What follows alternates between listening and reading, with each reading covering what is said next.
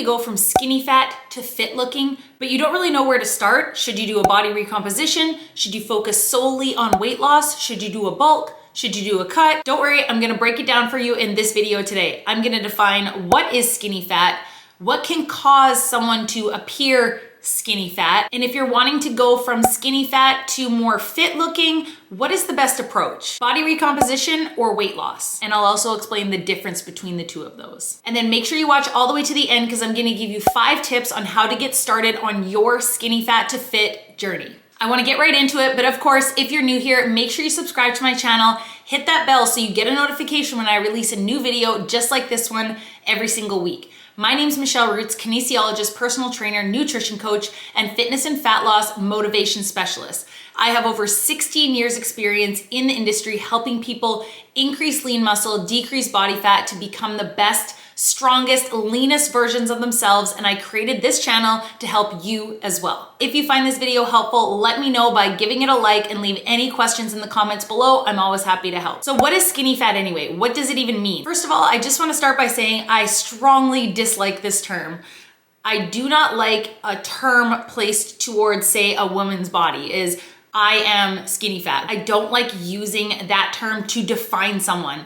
I don't like how women use this title, I'm skinny fat, to put themselves in a box. But for the sake of this video, and because I see how many Google searches every single month people are looking for fixes for skinny fat, I'm gonna use that term in this video, but I just wanna state, I do not like that term. Please do not call yourself skinny fat. I'm gonna help you get started on your journey to become strong and lean. Skinny fat is basically a term that people use to describe someone who is relatively small in structure, but has very minimal muscle mass and a higher body fat percentage. So they appear less shapely, a little bit softer to the touch, and not really defined or toned or lean looking. So you can still be at a very healthy weight and a healthy BMI, but still be determined as skinny fat. Now again, I'm not making this video to offend anybody. I'm hoping that you clicked on this video because you are looking to get stronger and leaner, and you might be currently in a skinny fat body.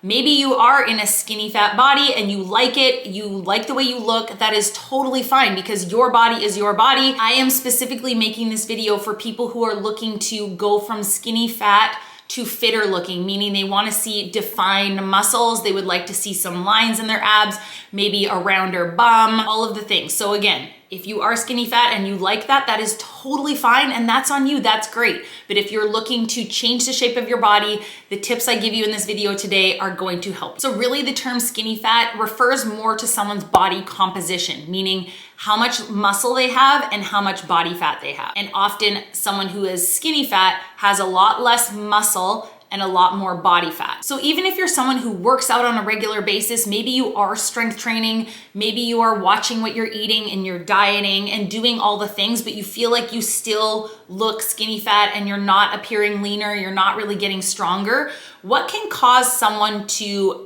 be skinny fat? What causes it? I would say the first thing and most common among women is restricting your calories too much. So not eating enough food. Even if you're following a strength training program, applying progressive overload and doing all the things, if you are eating in a steep calorie deficit and you're starving yourself, then that is possibly why you are having trouble building muscle and decreasing body fat.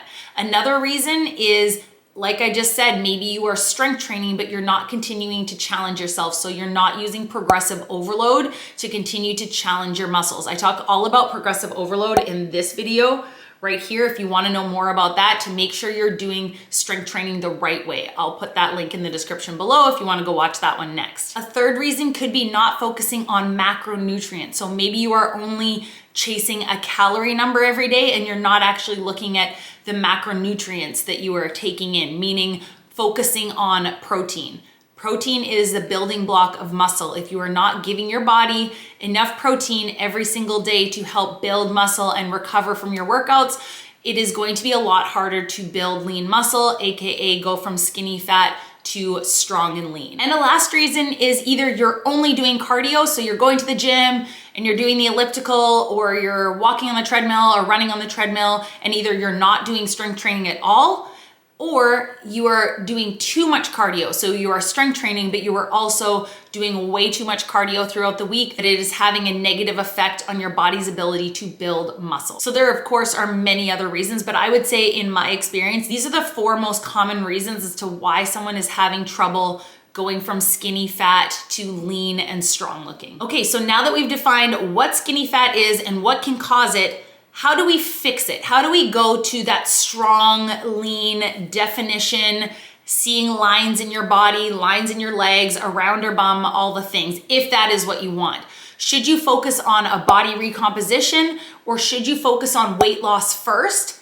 And then once you've lost some weight, go into a body recomposition. My best advice to this answer is 1, it depends on your current body fat percentage and your starting point. But let's use an example of somebody who is still fairly small in structure, maybe has a little bit of excess stomach or belly fat, and just feels a little bit more jiggly in their arms, and they want to just tighten some things up. So someone in that position who is still at a healthy weight and a healthy BMI, but really wants to change the shape of their body and wants to feel a bit less soft, that person should be starting in a body recomposition, not focusing on weight loss. So what is a body recomposition anyway? Body recomposition basically means building muscle and losing fat at the same time. Whereas weight loss just specifically means losing pounds on the scale, not specifically changing your body composition. And this is where a lot of women get confused when they use the scale as their only measure of progress.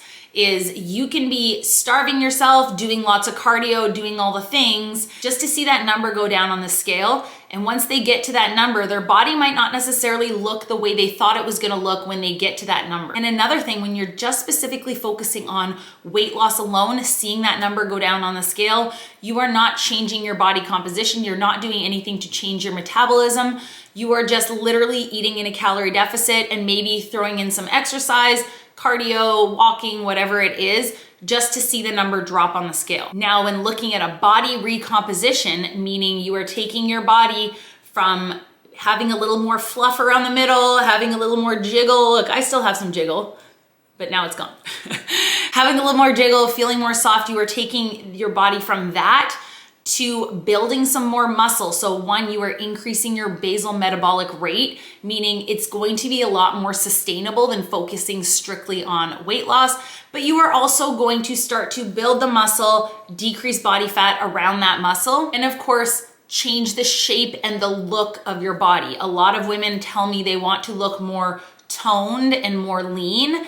Just strictly focusing on weight loss is not gonna get you there. So doing a body recomposition where you're focusing on strength training, a little bit of cardio, macronutrients and calories, so eating in a slight calorie deficit, but really focusing on what type of calories you are taking in, meaning a real focus on protein, will have a better chance of going from skinny fat to fit or strong looking. I'd like to use myself as an example to show the difference between a body recomposition and weight loss specifically. After I had both of my kids, I obviously gained a little bit of body fat during my pregnancy, of course. And after having both kids, my main goal was not to get back to my pre-baby weight. It wasn't to quick lose my weight as fast as I possibly can, because society says that you have to lose your baby weight in 3 weeks after you have your baby.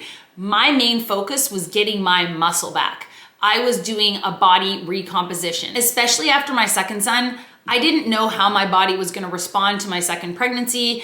I was younger when I had my first son, so I kind of, you could say, bounced back. I hate that term. Fairly fast is just by getting back into my usual routine. But my second son was 9 pounds, 3 ounces. He was a lot bigger, and I was a lot older. I was 37 when I had my second son, just turned 40 last week, people, let's go. And I'm just gonna put this picture up here. So the picture on the left is me, I wanna say I was like 1 or 2 months postpartum with my second son. So I'm at 151 pounds. So this is what I would actually consider skinny fat. So although you can still see a little bit of muscle definition, I definitely thank you to high-waisted pants. If I had those rolled down, it would be a different story, but I definitely have a lot more body fat around my midsection, and my muscles just are not as defined. So in this picture, I'm still fairly small, and to the average person, they might be like, wow, you look amazing. But to me, I had put on a lot more body fat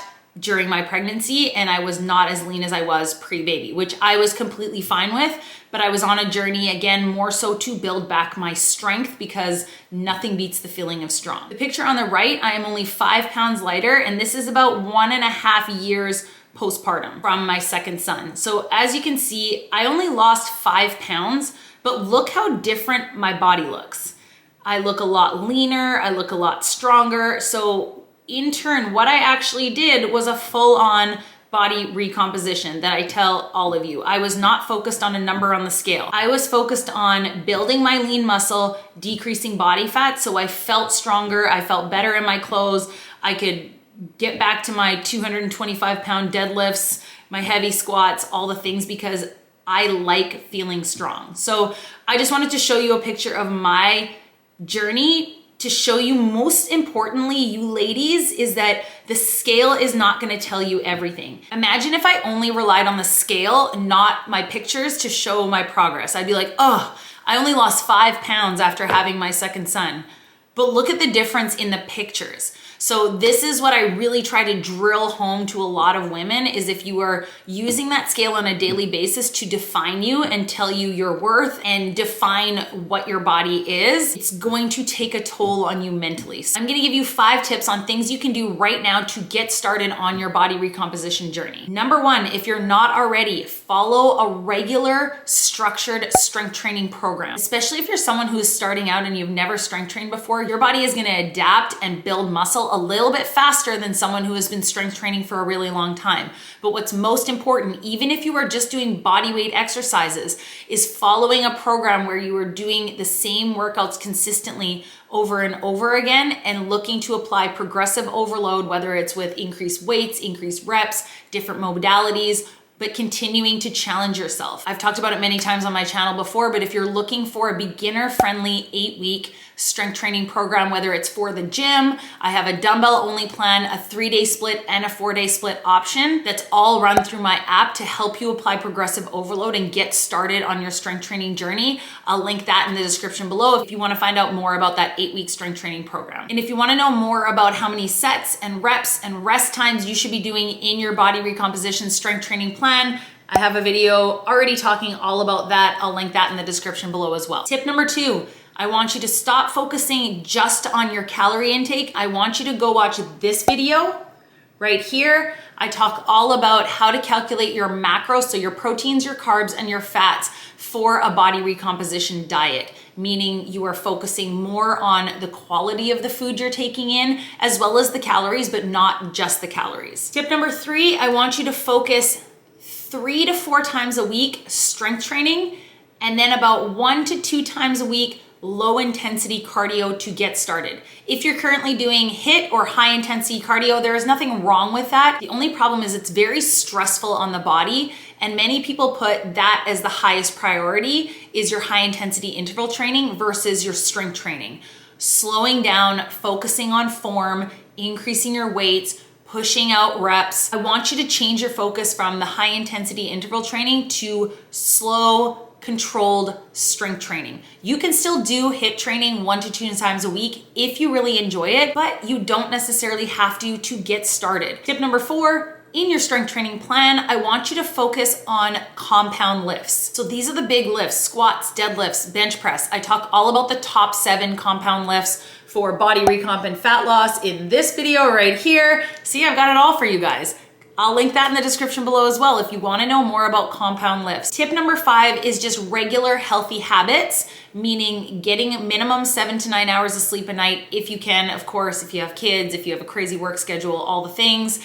You don't have to be perfect every single night, but if you prioritize your sleep, trying to go to bed an hour earlier rather than laying up and watching Netflix all night, getting your water, focusing on your step count, so your NEAT, your non-exercise activity thermogenesis, meaning the amount of calories you burn just walking around your house or going for a light walk or walking through the parking lot to the grocery store. If you're trying to increase your movement there, then especially if you sit at a desk for 8 hours a day, this is gonna make a huge difference. Eating more vegetables, eating more fruit. So perfecting those daily healthy habits is really gonna go a long way when you are looking at a body recomposition and just feeling good and keeping your body healthy. And again, making this what I preach in literally every single video I post on here. This is a lifestyle. This is not a diet for 4 weeks where you're gonna quickly drop some weight.